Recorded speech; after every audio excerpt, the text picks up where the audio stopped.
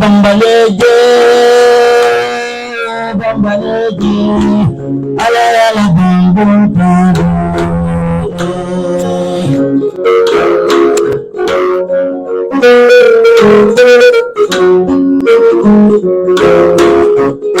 Sangkan bebe kembuje, bebe ma bekundo la kuloni baru baru.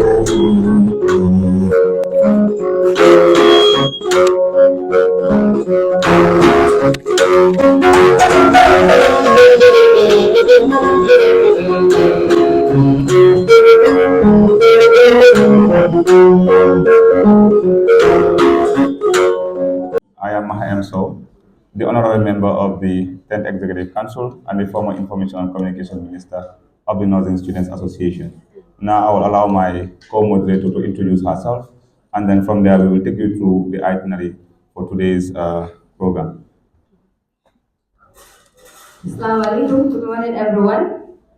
We're pleased to have all of you, and we apologize for starting this time as it was not what we had before. Like my boss already mentioned, I'm Ejim Saho by name, the current Vice President of the 10th Executive Council of the Northern Students Association. So I will give it to you. Yes, thank you so much. And for the first time, I would say for the jollers and the serious, know that you are live. So we have Fine TV, and when I say you are live, you know what it means. So be seated properly because anytime you can be out there. So we are live. Fine TV is joining us through Mr. Kekuda Cham. You are welcome, sir, and we appreciate you for being here. So he is Mr. Kekuda, and today NSA is live at Fine TV.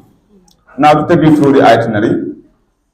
Yes, we have arrivals, which was supposed to be from 9:30 to 10. And we have the welcoming remarks, which is going to be done by the Vice President, who is also my co-moderator. Then we are going to have the inter-school debate championship, which I believe all schools are around. I think Iowa is here. The representatives for Iowa, are you here? Just say yes. Okay, good. They are fully prepared. The other schools. Okay, so do we have Aaron here, the representatives for Aaron? Yes, wonderful. Do we have the representatives for SAME? Yes, no. Do we have the representatives for UTG? They are afraid. They will not show out. Anyways, so then from there we will have an interlude. We have a guest poet, and then I will not release the name now. We will do that later. So that, yes, you can all guess who the poet is, whether it's a he or a she. Then we will have, somebody says a she. All right, so we have the first guest speaker. We're going to have Dr. Ja, who is the CEO of SARA. I think this is the first time we'll be having him in our midst. So he'll be here with us. Then from there, we're going to have the interclass debate championship. So it's either going to be the first year class, the second year class, the third year class, which I know very well. I know the class that is winning, which I think all of you are already concur with me, that the class that is winning is the mighty class. Then from there, we're going to have speech from an alumnus. Like during the Nurses Day, we used to have those people that have just graduated, one of them to come and give us a speech. Because I believe you're all aware that our students graduated with magna cum laude, summa cum laude, and cum laude, so and honors. So those people, we need to recognize them, and we are going to recognize them. But amongst them, one of them will give us a speech, taking us through his or her journey through SMAS. Then we will have the speech competition, because this time we are not only stopping at debate, we are also going to have speech competition, impromptu speech. Then we will have a prayer break. After the prayer break, what everybody will be waiting for is the lunch to be served. Then lunch will be served. So if you are served lunch, you cannot leave. We are going to close our door. You cannot just serve your lunch, you leave and then leave us here. So so after the lunch being served, we are going to have the second guest speaker, who is Mr. Junior Day from Nagam. So he'll be the one to be our second guest speaker. Then from there, we are going to have certifying outstanding ex-students. So the outstanding ex-students, like I alluded earlier, will be awarded So when you also graduate, make sure you are part of those that are going to be awarded, including myself. So then we are going to have award of favorite lecturer. As we all know, we've already voted for our favorite lecturers. So we are also going to award them. Then we will have award of students favorite nurse. So at the wards, we know the nurses that usually help us better. So we are also going to award them. And then we will have the announcement of results. That is the entire results, the debate championship, the inter-school, the inter-class, the speech. We will have the announcement of results. And we will then have the closing remarks, which is going to be done by His Excellency Abubakar Jalo. So without wasting more time, I think we can all just pray in our own ways, just a minute. And from there, we are going to have the welcoming remark from Her Excellency Aissatou Sahab.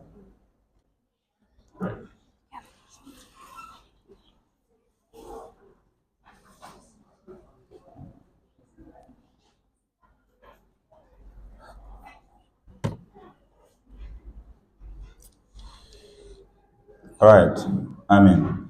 So now we have the welcoming remarks from my co-moderator as well, Her Excellency, the Vice President of the 10th Executive Council. So you may all listen keenly as he delves into her welcoming remarks. You can go on. As my boss already mentioned, I will be taking you through the welcoming remarks for today. As we already know, the Nurses Week being one of the most anticipated events of this entire week, nurses playing a great role in patient care and their development towards the health of people around the world has been recognized, and that is why we have a whole week called the Nurses Week. So, due to the situations that we are in, due to the fact that we can't celebrate every single day of the Nurses Week, we deemed it necessary to choose this particular day and call it the NSA Day, in which we are going to celebrate ourselves. I'm really glad that people are looking very beautiful already in their t-shirts. The Power of Nurses, as you already know, is the title of this year's Nurses Weeks. Is the title of this year's. So it is self-explanatory to say that the power of nurses cannot be overemphasized, and when we will continue to talk about it, we will do it in a day or two, and we will never finish. So today, we welcome all of you onto this auspicious gathering, and we're glad that you showed up. The love that we have for ourselves and for those that are already there, as most of the times, we are students on the journey towards becoming very good professional nurses in the future, and us celebrating ourselves shows the pride, the dignity, and the sacrifice that we are ready to put into the work when we get there, as we already also contributed our quota to the development with going for clinicals and also having these patient interactions and making sure we build our skills as well. So today, the department and also the Nurses Students Association in specific is glad to have all of you here. The students from the other schools too, we thank you for coming. The fact that we're all doing the same thing and we have the same goal shows that we could do things collaboratively. And us being from different schools has nothing to do with the common goal. At the end of the day, we all want to make sure that our patients are taken good care of, and we all get there to become very good professional nurses. So today, with all the work and tears, the sacrifices behind closed doors that nobody knows about, the times that you use to study at night, the sleepless nights that you spent to prepare for courses like med-surg and anatomy and so are all things that you should be commended for. And that is why today we're here to give yourselves a round of applause and to give you a tap on the shoulder. That well done. And I would love all of you to give a round of applause to yourselves. You did well. Thank you. So I'm glad we're here. Are we excited?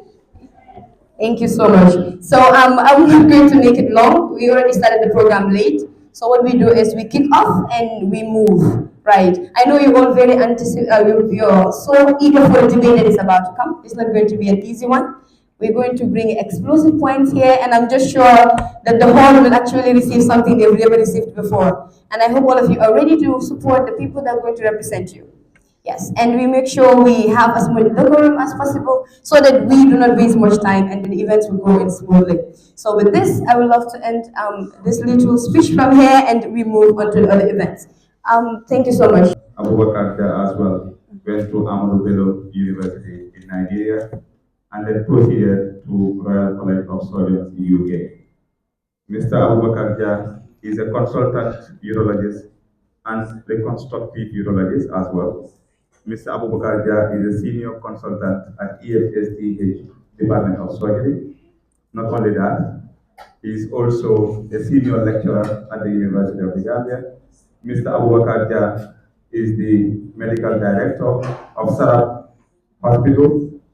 He is also the president of C3C, that is Cancer Confrontation Care and Consolation. It's a charity organization with regards to cancer in the Gambia. And he is also a member of the Royal College of Surgery of England. As well, he is also a fellow of West African College of Surgeons. He is also a fellow of the European Board of Urologists. Therefore, I think I should stop here because if there's a problem, of course, the mic would be off because the track record is just outstanding, it is stunning, and you give the adjectives.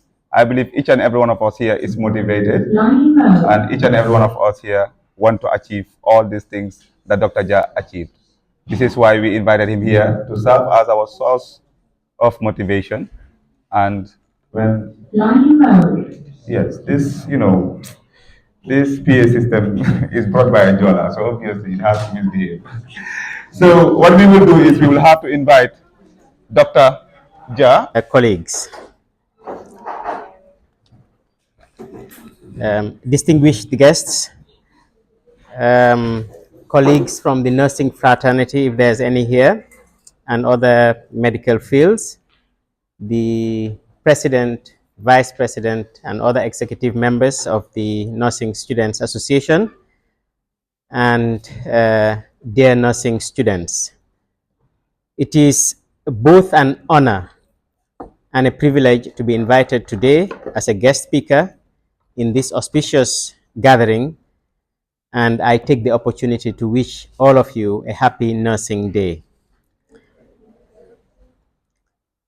The power of nursing, or the power of nurses. The theme for your meeting is something that is usually overlooked. Nurses are often wrongly relegated to only executing doctors' instructions. And indeed, some nurses also relegate themselves to that role, and therefore they become lackadaisical, absolving themselves of any responsibility. When I first started Sharab Hospital in 2011, I was involved in the interview of nurses that we were employing. And one of my favorite questions always was, why did you choose nursing instead of medicine? This was a very deliberate question to see if the nurse concerned was really dedicated to the field of nursing or just took it up as an alternative due to lack of opportunity to study other fields.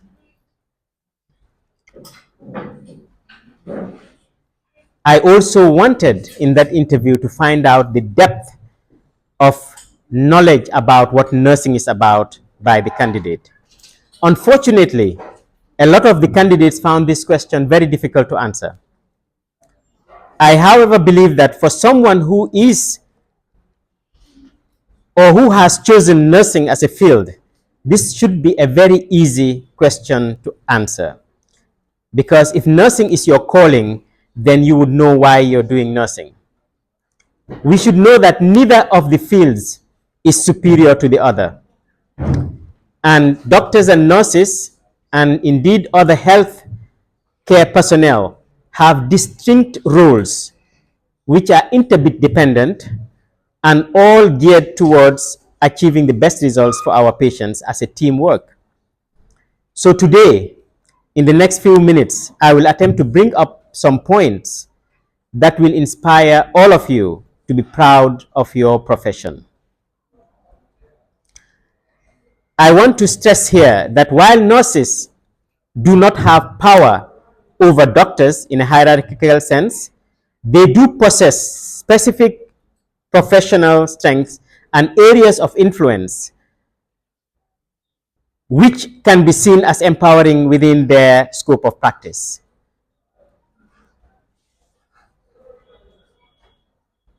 Before delving more into the topic, I just want to give you a few things that distinguish nurses from other healthcare providers, including even doctors. Nurses are actually very special in the health field. One of them is advocacy, patient advocacy. Nurses are often the primary point of contact for the patients, and they spend more time with the patients than any other healthcare personnel. There are lots of people working with the patient, but the nurses spend the most time with these patients. They therefore have the power to advocate for their patient needs, their patient preferences, and their patients' rights, ensuring that their voices are heard within the healthcare team. Nurses are also most well placed among the healthcare professionals to provide holistic care for their patients. And this can be put to good use by the team leader, who is often the doctor. The second thing that nurses have is expertise in patient monitoring. Nurses are experts in vital signs, symptoms management, and patient responses. They see patient responses more than anybody else. They can detect subtle changes in the patient that other healthcare professionals may not be able to detect. And therefore, good doctors actually usually listen to the nurse's advice and often ask for advice. I often ask my nurses for advice. What do you think we should do? How do you think this patient is doing, so that we can do a better job for the patient? Nurses also provide coordination and continuity of care for the patient. If you go to the wards, one patient may have different doctors, somebody from the medical field dealing with their hypertension, maybe a surgeon who has just operated on them, maybe a physiotherapist dealing with the patient, but it is the nurse that is there during all those times. And therefore, I don't get visibly angry very quickly, but I usually get very worried when I walk into the ward. I hardly go into the wards. I go only for ward rounds sometimes. And when I go in and I am seeing a patient and the nurses are up and about and nobody comes to find out what is Dr. Jia doing to our patient, because the patient is actually yours. What is he doing? What is his plan? And all of them are sitting at the desk, and I get very concerned and I get quite angry, and I call them in and say, don't you want to know what we're doing for your patient? And that is what nurses should be. If you want to have that quality which I'm talking about, which is the coordination and continuity of the care for the patient, then you have to have an interest in what is being done for that patient and contribute to what is being done by the patient. There is no harm in Dr. just saying that I'm going to give ibuprofen to this patient, and the nurse said, wait a minute, doctor, this patient has dyspeptic symptoms. This patient has an ulcer. Can you get something else? But you can only do that if you have interest in that patient, if you have interest in what you're doing, if you take ownership of what you're doing. The fourth is education and counseling. Because you spend more time with the patient, you are best prepared to give the patient counseling, to give the patient education about what is being done, to give the relatives of the patient counseling on what is being done. And finally, on this point, I want to talk about leadership and innovation. Now, nursing has evolved over the years. There was a time when a nurse is just a nurse. In fact, there was a time when a doctor is just a doctor. There was no distinction between who is a surgeon, who is a physician, who is another form of a radiologist, or whatever it is. A doctor is a doctor. There was a time a nurse is a nurse. Nowadays, nurses specialize. So you have the opportunity to specialize in many things. Okay, so nurses can be nurse practitioners, and they have some scope of things that they can do in prescribing, in diagnosing, and so forth. Initiation of treatment, decision making for the patient. This, however, should not lead to going beyond the scope. Because if you're a nurse practitioner, there is a scope that you're given, and you should keep to that scope if you want to be safe. Now, the next thing I want to go on is the theme that we're going to talk about now, which is the power of nurses. We all know that nurses are the backbone of the healthcare system worldwide. Their role extends far beyond bedside care. Nurses should be educators, advocates, leaders, agents for change, and they should be those that guide other health workers to get better outcomes. So I'm going to mention some of the powers of nurses. One power is power of history. If you look into history, you have a lot of nurse pioneers. All of you know the name Florence Nightingale. And all of you also may know about Mary Eliza Mahoney, who was the first Black American nurse. And all of you also know a lot of names in the Gambia. I don't want to start listing now. In Wolof, we say kulim juma. If you start listing, you'll make mistake. And we all know our heroes in the nursing practices in the Gambia. So I don't want to start mentioning, but I'm sure you know some of them. There are lots of nurses that have made a big impact in the healthcare system in the Gambia. And you should be proud to hold them as role models. I have worked in many places in this world. I have worked in Africa, in many countries. I have worked in the West, in the UK specifically, in Arab countries. And I have seen nurses from all over the world. But I can tell you that our nurses are second to none in terms of the Gambia here. So you can hold your own predecessors or the people who are your leaders now as good role models. And if you follow them, you will do well in your practice. So coming out of the power of history, we talk about the power of compassion and care. In fact, if you don't have compassion and care, you should probably look for something else to do. You should not be a nurse. Because at the heart of nursing is that compassion. In times of crisis, it is often the compassionate nurse who provides comfort and hope to the patients. The next power that nurses have is the power of knowledge and skill. As I said in the beginning, gone are the days when we thought that nurses are just supposed to be taking instructions and executing that instruction. Nurses should be knowledgeable. Nurses should have skills that they can use, that the team can use to get better outcomes for our patients. Nurses possess a unique blend of technical skill and knowledge. They are often the first to identify deterioration in patients. They are the first to know that this patient is not doing well.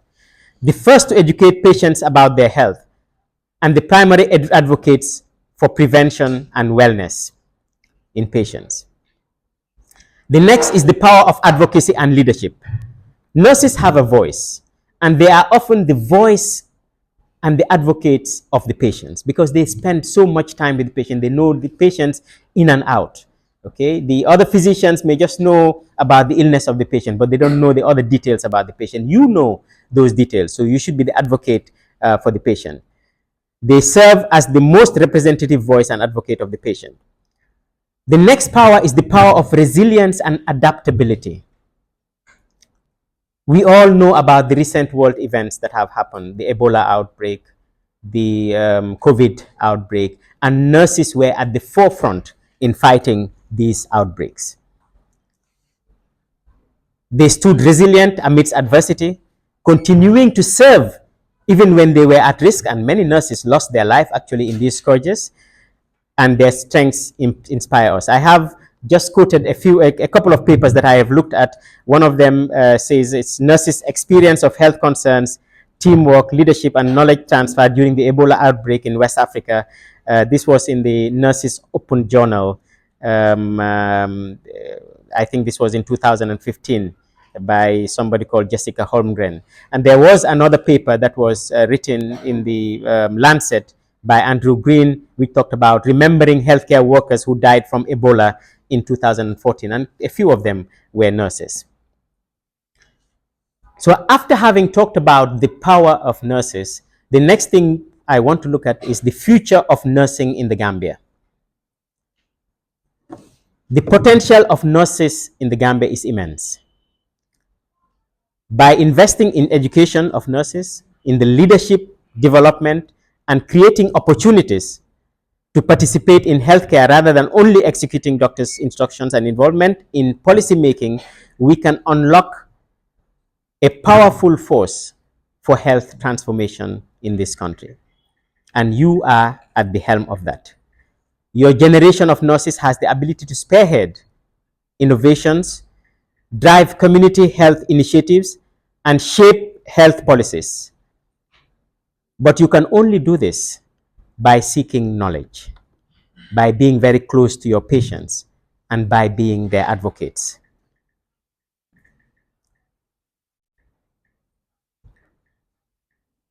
Sorry about that. Just miss. It is only when you are a serious nurse that your doctors will be more likely to listen to your opinion and involve you in the decision making of the patient. Arrogance without knowledge is likely to be counterproductive. So you should never be led into that. And it's not a feature for a good team worker. You have to be a good team worker. So in conclusion, to all the nurses or nursing students here today, remember, you are not just future caregivers, but future leaders. Your compassion, knowledge, resilience, and historical legacy are powerful tools to shape a healthier and more equitable society in the Gambia. As we celebrate the power of nurses, I urge you to embrace your role with pride, confidence, and relentlessness and commitment to excellence.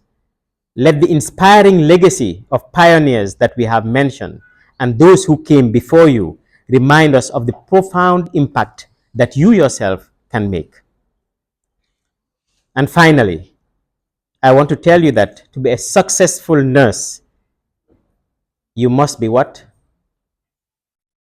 What do you think I'll say you must be? To be a successful nurse, you should be what? I'm sure you'll be surprised. You should be a rapper. You know a rapper? Just like Gizzle and Birkama Boyo. So you should be a rapper. And I will tell you how you should be a rapper. So you take the letters of the word rapper.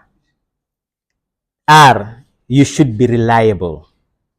If you want to be a successful nurse, you should be reliable. Okay? I cannot have you taking care of a patient and the patient is very ill and then they say that you're having breakfast somewhere. So you should be reliable. You should be accessible. So anytime you are needed in a situation, you should be there. You should be accessible. You should be punctual. Timeliness is very important in the medical practice. If you want to be successful, if you want to be great, you must be punctual. That is the 1P. The second P is patience. You should have patience. You should be ready to deal with the situation until the situation is fully dealt with, rather than jumping from one place to another. You should be, the E stands for empathy. You should have empathy. You should feel what the patient is feeling. You should be able to identify with the patient's feeling. And that is part of your training, that is part of who you should be, and that is part of what will make you successful. And the last R, I have put in 3 R's here. One is record keeping. You should be able to keep records properly. Because what you do, somebody else has to continue doing it. And if there's no record of it, then there's no way we can have continuity in the care of that patient. You should be reading. You should have a knowledge base. You are not a profession that is only an executive, you're just executing things. No, you are part of a team. And you should have the knowledge to be able to be effectively part of that team. And you should be involved in research. So I take this opportunity to thank you for choosing this noble profession and for your dedication and for the opportunity to speak to you today. Together, we can harness the true power of nurses to transform healthcare and improve lives of Gambians. Thank you.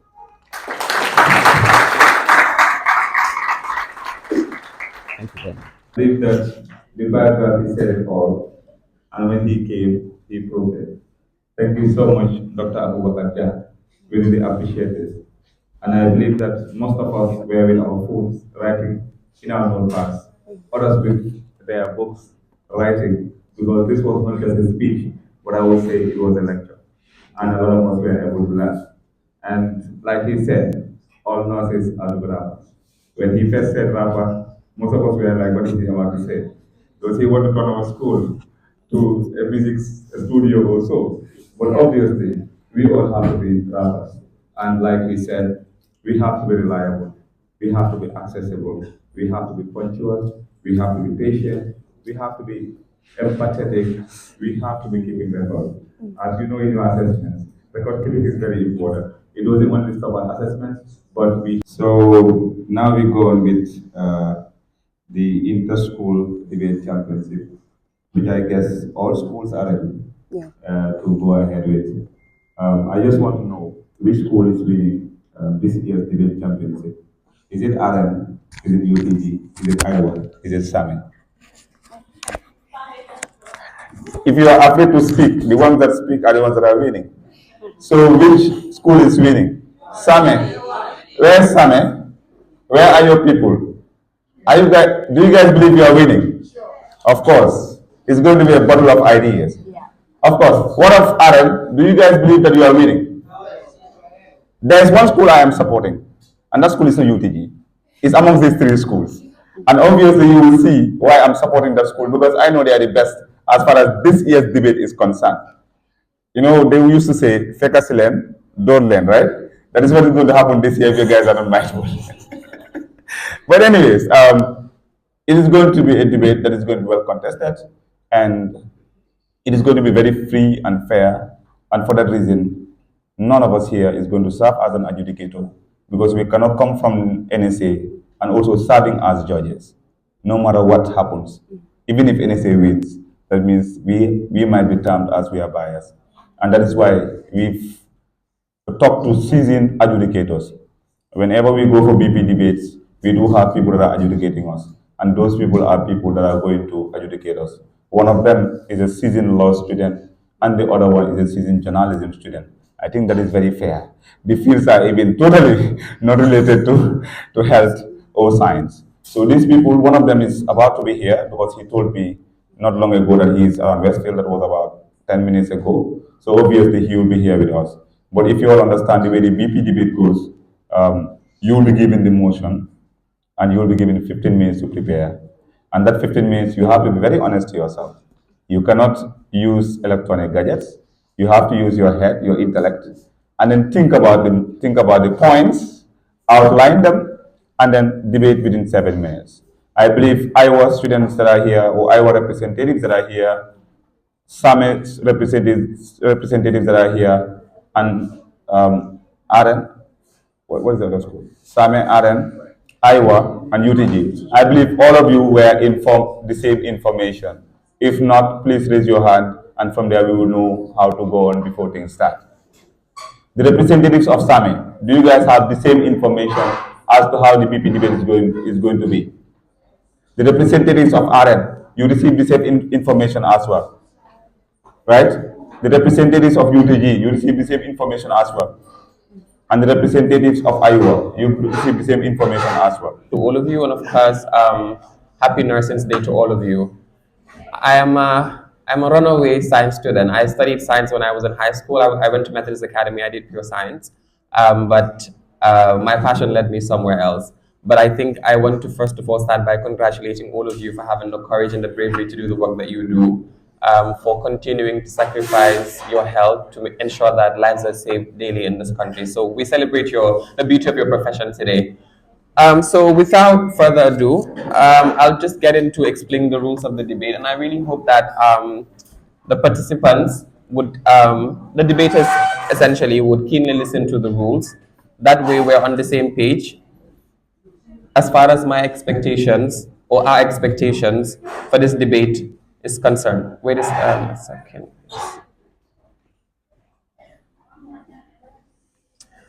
I want to believe that you're representing your institutions because you're not first-time debaters. I want to believe that you're all very familiar with the rules of VP debate. So what usually happens is what we're going to go by, the standard procedure in almost all universities or all recognized competitions, meaning I'll read a motion, and of course you know what sides you're on. There's the government, and then of course there's the opposition. So you will have 15 minutes to prepare your submissions. Of course, you're not allowed to use electronic gadgets. I'm sure the moderator has said that before. And we're really going to go by that rule very strictly as well. So you have 15 minutes to prepare your arguments, and then you'll be given 7 minutes to make your case. So each speaker from the respective benches would have 7 minutes to make their case. So also I'll be clapping, and that's why I wanted to ensure if all of you are just like, if it's your first time or you're familiar with it, because sometimes the claps confuse both the crowd and the participants. So when I clap, I'm going to clap before you start debating, meaning I'm telling you to start. So after a minute, so the 7 minutes you have to speak is calibrated into 3 parts. So I'll clap for you to start. So when it's a minute into your time, I'll clap to let you know that you've spoken for a minute, right?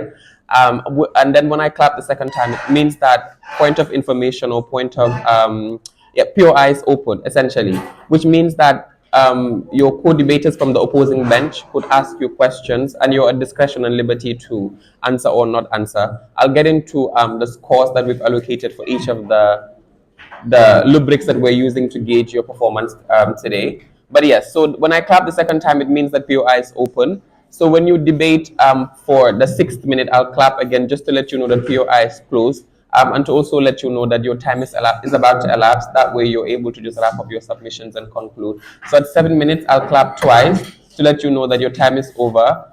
And I'll give you 15 seconds if you're not already done to just wrap up your submission. So when it's 7 minutes, 15 seconds, I'll continue clapping, clapping, clapping, which means that at that point, everything you're saying is not going to be considered by the adjudicators to be part of the marks that we're going to be giving you as an individual that was submitting. So here are some of the things we're going to be looking at. So the first thing we're going to be looking at is, of course, the content of your submission.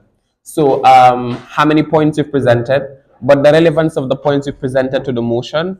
Have you cited examples when you're and statistics when you're presenting these arguments? Because you can't just come and present a skeleton point without substantiating it. But how well did you substantiate the point that you presented before the House for consideration? We're going to be looking at that. How entertaining you were in your submissions, we're going to be looking at that. And that forms part and parcel of what the content is going to go for. And that goes for 10 marks, right?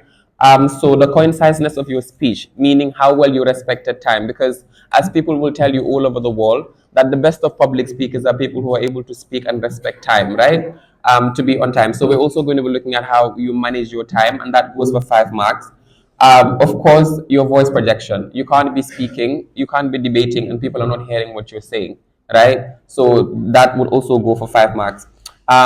Expression, in the sense that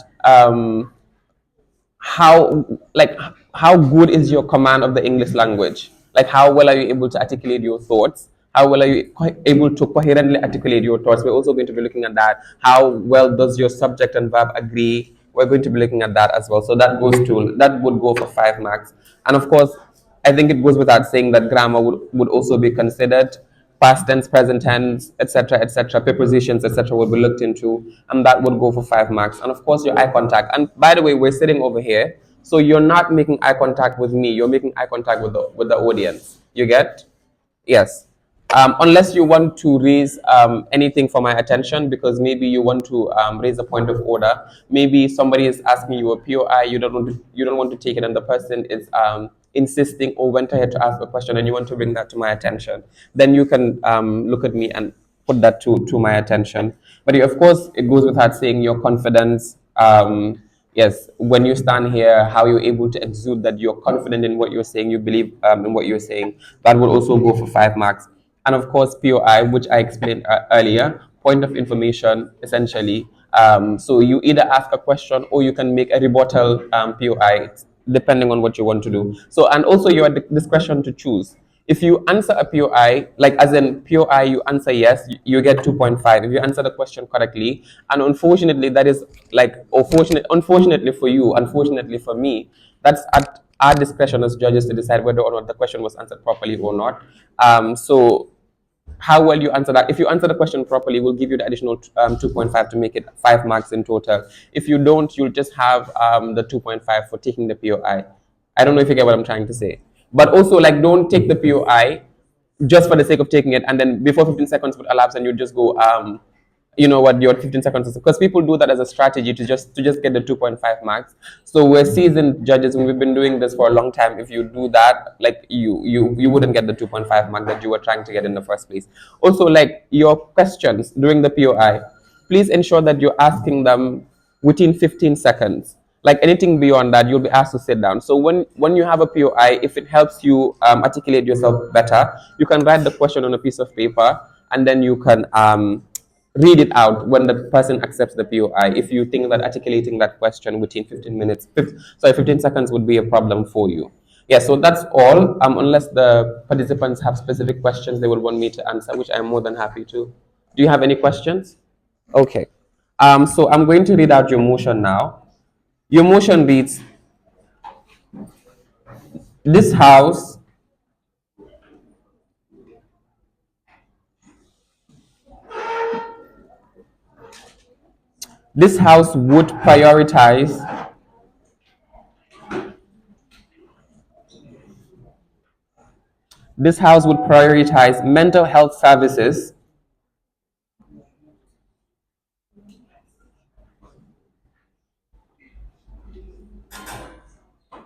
would prioritize mental health services over physical health services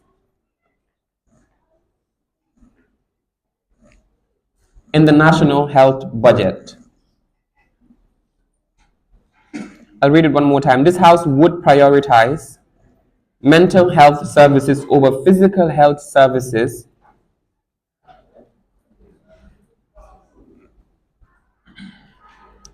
in national health budgets. Do we all have that? Or do you need me to read it one more time? This house would prioritize mental health services over physical health services in the national health budget. Do you all have that? Do we all have that? Okay, thank you. So I'll just start the timer now.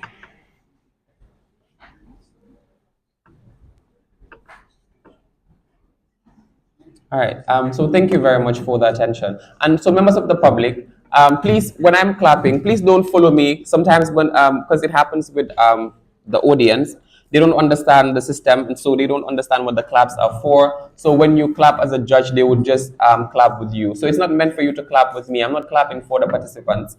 Basically, what I'm doing is to notify them to transition from one point to the other, or that their time is about to elapse. But yeah, so thank you very much, and happy Nurses Day to all of you once again. Thank you. The light of dimensions have nothing to do with the polygamies.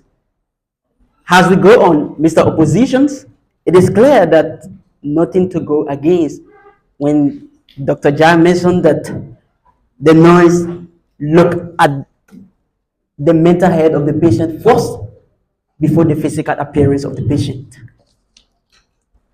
Honorable Speaker, my point as a Prime Minister, I'm listening PF Kamara. So the structure of my debates I'm going to define my motions, give my key terms, the point of my motions, what point do I get my debate from, and accept POI if possible, and summarize after summarization and conclude. But in this debate, we have 4 time. We have 4 time that we need to move. One is the mental health. What is mental health? How mental health work? Mental health deal with the consciousness of mind in head. And physical health is the being of what we see, feel, touch. Anything you're seeing, feel, or touch can be your physical appearance or physical health. But our services, Services is the system of what? Of a supplementary public need. Like, what is the need of the public? It's what we call services.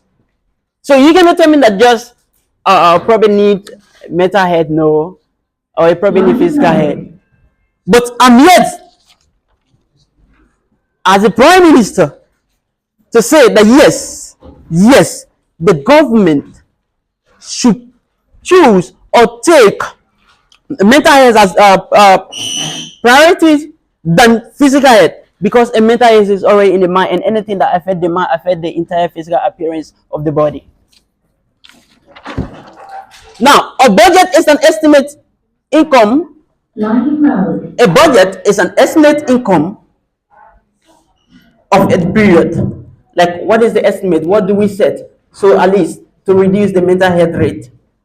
Like, let's look at some of those things in Africa. Like, according to WHO, from a statistic, it says that in every 10 people, 5 to 7 are mental health patient. 5 to 7 are mental health patient. So among this group, if we're at 100, yeah, then we have about 50 to 70 mental health patients. Mental health is not just about like what you think of, but it's about your feeling and how do you feel in your mind? What expression do you have in your mind? What is your thought? That's how mental health is like.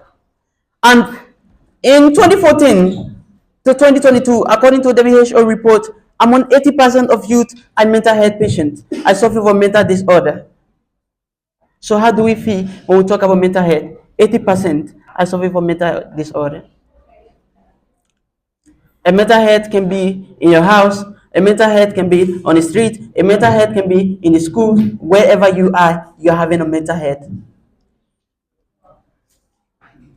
How do you feel when someone calls you like you're a mental health patient? It's gonna be abnormal, but it's the right, because you don't even know what mental health type of health you are going through, but you need to understand how mental health functions in your body.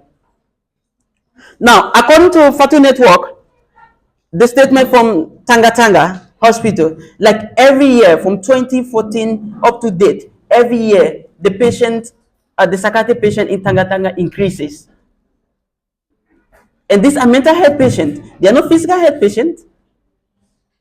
Every year, mental health increases from 5% now, increase to 10% every year in Tanga Tanga Hospital.